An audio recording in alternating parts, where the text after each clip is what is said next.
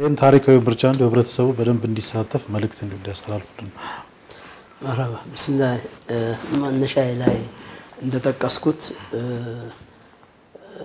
ቀደም ሲል ችግሮች በነበሩ ጊዜ የነበረን ቁጭት አሁን ለዚህ ምዝገባና ምርጫ ወደ ኋላ ያን ቁጭት አስበነው እንነሳሳ ነው ምለው በአላህ ስም ነው የምጠይቀው ምክንያቱም ይህ ምርጫ ታሪካዊ ምርጫ ነው ያገኘነው እድል ምን ያህል ተሳትፎ ከመምረጥ ባሻገር ተሳትፋችን ራሱ ምን ያህል ሰው ተሳተፈ የሚለው ራሱ ዋጋ ስላለው ይህንንም ግምት ውስጥ በማስገባት ሁሉም እድሜው ከ18 አመት በላይ የሆነ ወጥቶ በንቅስ ወጥቶ በሚደረገው በዚህ ሰዓት በዚህ ቀን በዚህ ሰዓት ተብሎ በሚደረገው መግለጫ መሰረት ያው ቀደም ብለን ገልጸናል ቀኑን ከምን እስከ ምን ሰዓት እንደሆነ ግልጽ አድርገናል በየመስጂዶችም በዚህ መልቀድም ባልነው መሰረት ተጨማሪ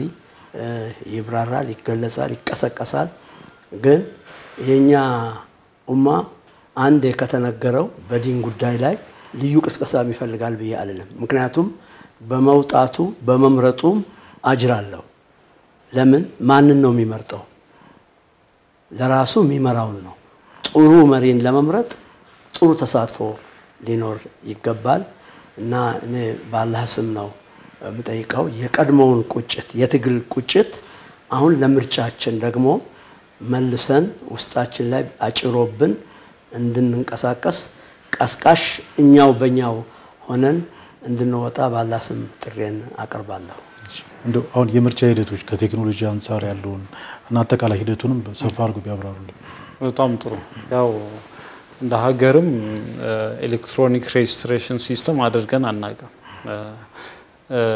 ጥሩ ፕራክቲስ ኤክሰርሳይዝ አድርገን ጥሩ ተሞክሮ እንደ ሀገርም እንፈጥራለን ብለን እናምናለን ከፊታችን ሀገራዊ ምርጫ አለ ለዛም ተሞክሮ ሊሆን ይችላል ብለን ጽኑ እምነት አለን በተለይ አዲስ አበባ ላይ ኤሌክትሮኒክ ሬጅስትሬሽን ሲስተም በመጠቀም ነው የምናደርገው እሱም ብዙ ፋይዳ ስላለው ማለት ነው ያው ሰው ያለመደውን ነገር እንዴት ብሎ ወደ መፍራቱም ወደ ምኑም መሄድ ይችላል ሊገመት ወይ ደግሞ ፍራቻ ሊፈጥርበት ይችላል ግን አይደለም በጣም ዩዘር ፍሬንድሊ የሆነ በቀላሉ ሊተገበር የሚችል ቴክኖሎጂ ነው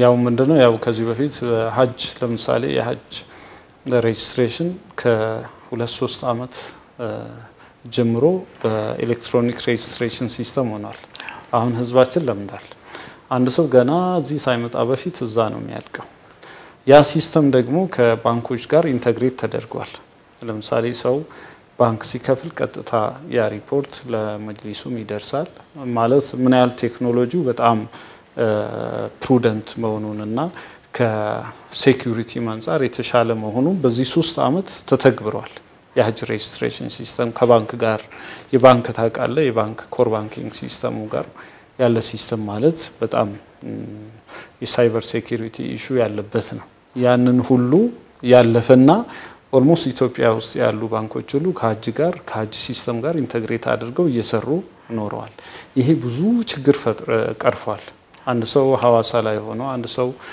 ጅማ ዲላ ላይ ሆኖ አንድ ሰው ጅግጅጋ ላይ ሆኖ ተመዝግቦ ጨርሶ ነው የሚመጣው ማለት ነው ስለዚህ ይሄ ጥሩ ፕራክቲስ ሆኗል ከኢትዮጵያን ኤርላይንስ ጋር የሀጅ ሲስተም ኢንተግሬት ሆኗል ኢትዮጵያ ኤርላይንስ የሴኩሪቲ ምናምን አስበው ይሄኛው ደግሞ ከዛ ሂደት ኤክስፒሪየንስ የተቀዳ ነው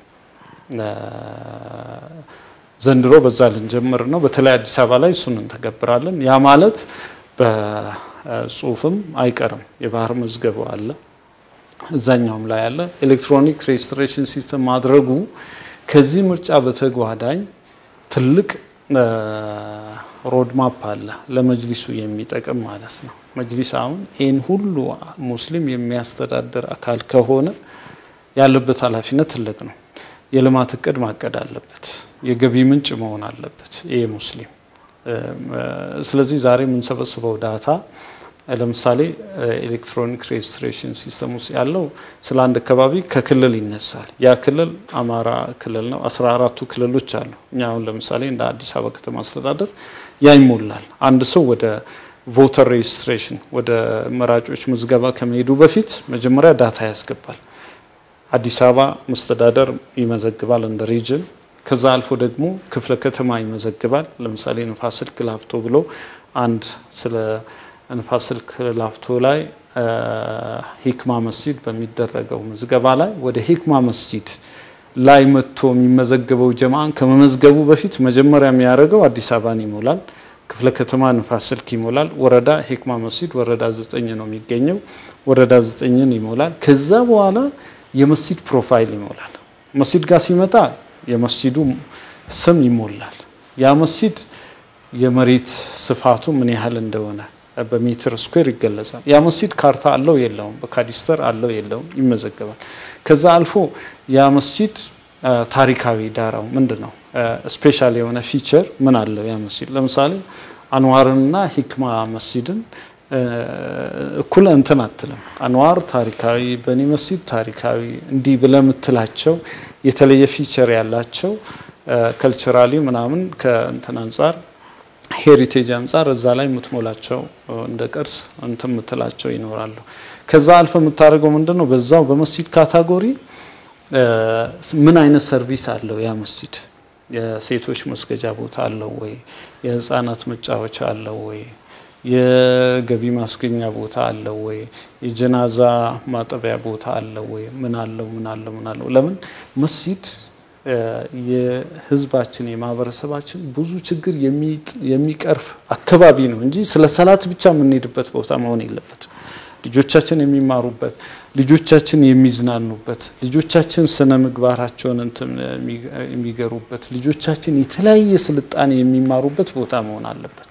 ሰው ሲቸገር ልጁን ውጪ ሀገር ስናይ ዛሬ ቱርክ ብትሄድ ምን ብትሄድ ሰው ልጁን መስጂድ ይዞ ሄዶ እዛ ያዝናናዋል። እናት ተቀምጣ እዛ ሳይክል ይነዳል፣ ምን ይላል፣ የተለያዩ ነገሮችን ያገኝበታል ማለት ነው። ቴብል ቴኒስ ሊጫወት ይችላል፣ ምን ሊያደርግ ይችላል፣ የተለያዩ ኤክሰርሳይሶችን። ይሄን አለው ወይ? እና የተለያዩ ነገሮች በዚህ ዙሪያ ይመዘገባሉ። ከዛ በኋላ የዛ መስጂድ ኢማም ማን ነው? ስልክ ቁጥሩ። የዛ መስጂድ ምክትል ኢማም ማን ነው? ስልክ ቁጥሩ። የዛ መስጂድ ሙአዚን ማን ነው? የዛ መስጂድ ኮሚቴ አስተዳደሮች ማን ናቸው? ይሄን ሁሉ አድ እየጨመረ ይሄዳል። ይሄ ሁሉ ይመዘገባል ማለት ነው። ከዛ በኋላ ነው ወደ እዛ መስጂድ ሰጋጆች አባላት ምዝገባ ቮተር ሬጅስትሬሽን ወደሚመጣ። አሁን ሰው ይሄን ሁሉ እንዴት በአንዴ ይመዘገባል ብሎ ሊከብደው ይችላል። ይሄ ዋን ኢንስታንት ነው።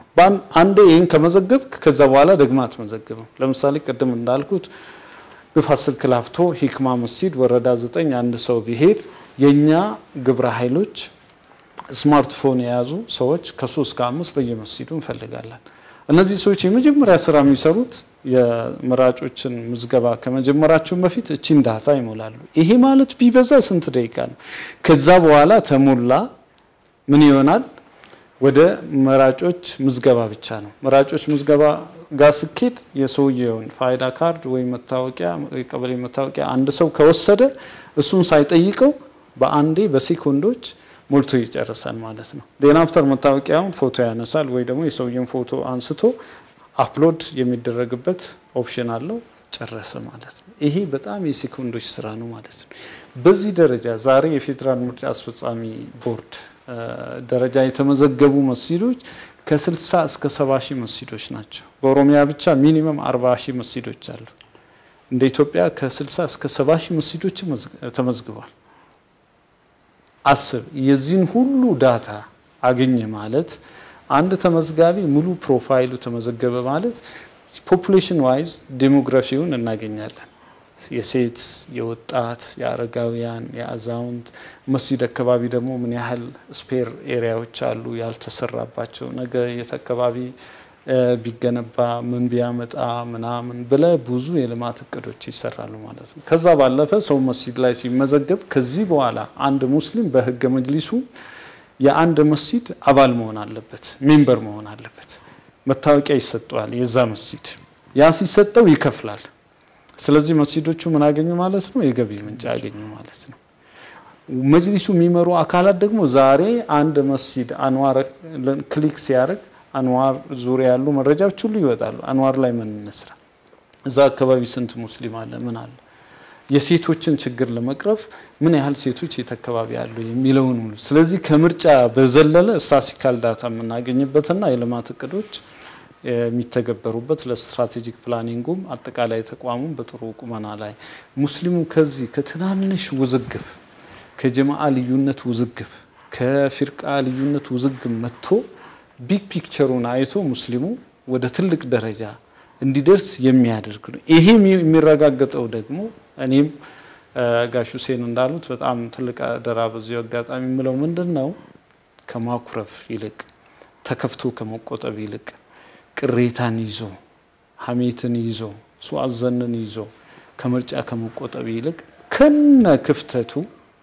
ሙስሊሙ እንዲመዘገብና ሲመዘገብ ደግሞ በራሱ ዘርፍ ጥሩ ሰዎች አሁን ፍላጎት ያላቸው ሰዎች በዚህ መጅሊስ ውስጥ ገብተው ሐጅደን እንዲህ አይነት ጥቅም እናገኛለን የአመት ቀለባችን እንሰፍራለን ብለው የሚያስቡ ብዙ ሰዎች ሊኖሩ ይችላል እነዛን ሰዎችን አይደለም የቤታቸውን ችግር ያልፈቱ ሰዎችን አይደለም በየዘርፉ መመረጥ ያለባቸው የተብቃቁ ጊዜ ያላቸው ዕውቀት ያላቸው ዲን መخدም ይሄ ሙስሊም ህብረቱን አንድነቱና ትብብሩን ለማምጣት ጽኑ እምነት ያላቸው ሰዎች ናቸው እኛ አውጥተን ይህን ተቋም እንሰጣቸው በአዋጅ የተደራጀ ማለት ነው ስለዚህ እዚህ ላይ እሺ እንትኑ ላይ ክፍተት አለ ብሎ ሊያምኑ ይችላሉ አደረጃጀቱ ላይ ግን መጨረሻ ላይ ግን ሄዶ መመዝገቡ ደግሞ በጣም ወሳኝ ነው ስትመዘገብ ነው ወኪል ሚኖር ውክልና መስጠው ከተቆጠብክ ውክልና አይኖርም ከሌለ ደግሞ ነገም ይሄ ተቋም የኔ አይደለም ትላለ ስለዚህ የኛን ጥሪ የትኛው ሙስሊም እኛም ስራችንን ተተነ የና ኃላፊነት የተሸከምነው ህዝቡ ደግሞ በዚህ መልኩ እንዲተባበረን እንፈልጋለን በራሱ በመመዝገብ ቤተሰቡን በማስመዝገብ እኛም እናስተላልፈውን መልእክት ለሌላው በማስተላለፍ በተለያዩ ሶሻል ሚዲያ በተለያዩ አክቲቪስቶች አሉ ሚዲያ ላይ በጣም ጎበዝ የሆኑ ሰዎች አሉ እዚህ ላይ እንዲረዱን እንፈልጋለን እንደናንተ እንዲሆኑልን ማለት ነው እንደው እነዚህ ያው ለህዝብ ሙስሊም የሚጠቅሙ ሰዎች እንዲጠቁሙ ወደ ምርጫም እንዲመጡ እንደው ከህብረተሰቡ የሚጠበቀው ሚና ምንድነው አው ጥሩ ጥያቄ ነው ቅድም እንዳልኩት ያው ባደራ መልክ የገለጽኩት እንደተጠበቀ ሆኖ ብዙ ለዚህ የሚጠቅሙን ግን ተነስተው ለመሄድ በተለይ ምክንያት መሄድ የማይፈልጉ ሰዎች ሊኖሩ ይችላሉ ቅድም ወንድም ጅብሪል እንዳለው በዑለማ ሆኖ አካዳሚካሊ በዕልሙ በሁሉ ነገሩ የተዋጣለት የሆነ ሰው ቅድም እንደተባለው ከሄድኩ እመረጣለሁ የሚለውን ተንተርሰው ወደ ኋላ እንዳይሸማቀቁ ሌሎችንም መነሻ እነሱን አልኩ እንጂ ምሁራንንም ሌሎችንም በየአካባቢያችን ምናቃቸውን እኛ አሁን በዚህ ሚዲያ ሰዎችን ጥሪ አድርጉ ቀስቅሱ ያው በመዋቅራችን ከማለት ውጪ ቤት ለቤት አናቀው ይሄንን ጀማው የየመስጂዱ ጀማ ምን ነው የሚለውን አቅማቸውንም ጭምር በተለያየ ማህበራዊ አጋጣሚ